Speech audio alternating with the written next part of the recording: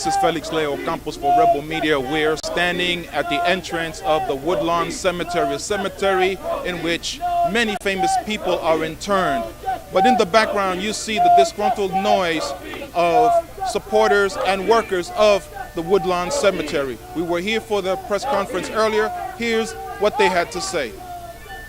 What's the purpose for this civil unrest here at the Woodlawn Cemetery?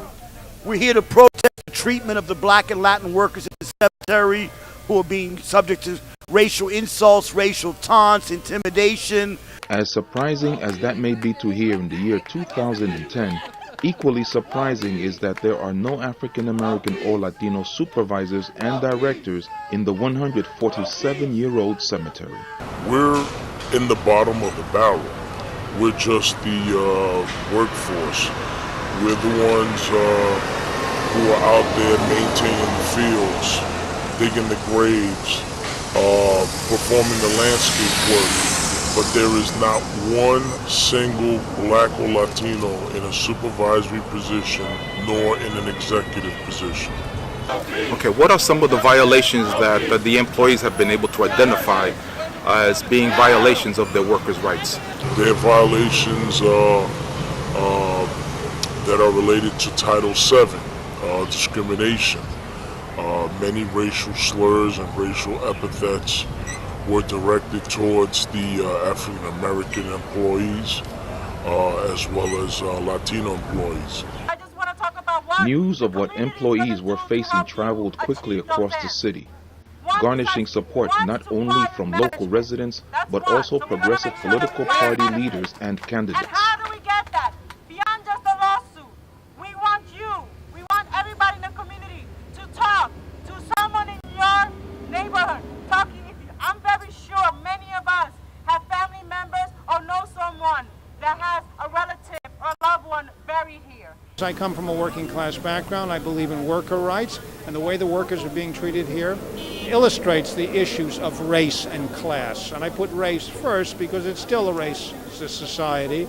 The Bronx is the poorest urban county in the nation. It's got 1/3 of its people on food stamps.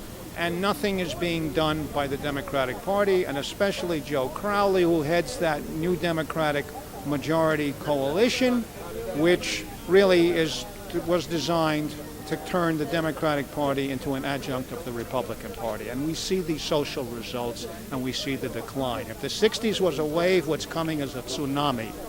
We demand that the board of directors of the cemetery, that the administration of this cemetery respect the dead ones and respect the workers who lay the soil on the tombs and keep these tombs ornate for the loved ones to come and visit.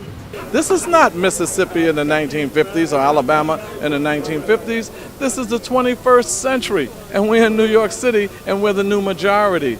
To be saying the things that they've said to these workers, the racial slurs, and worse yet, no Blacks or Latinos in top supervisory positions, this is illegal, inhumane, it's against the human rights of the people of the Bronx and the workers in this cemetery, and I'm calling on the mayor and the Speaker of the City Council to investigate it and take the appropriate action to stop it.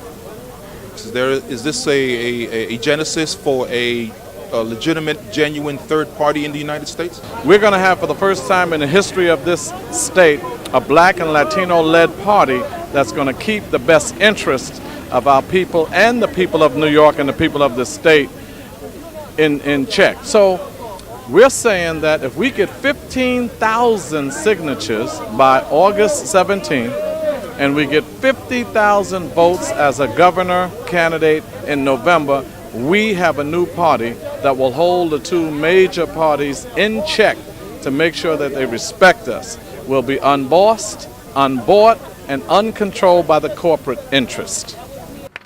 Recently, the Bronx has had more than its share of civil actions that brings to bear the question of how and what outsiders think of the borough and its people.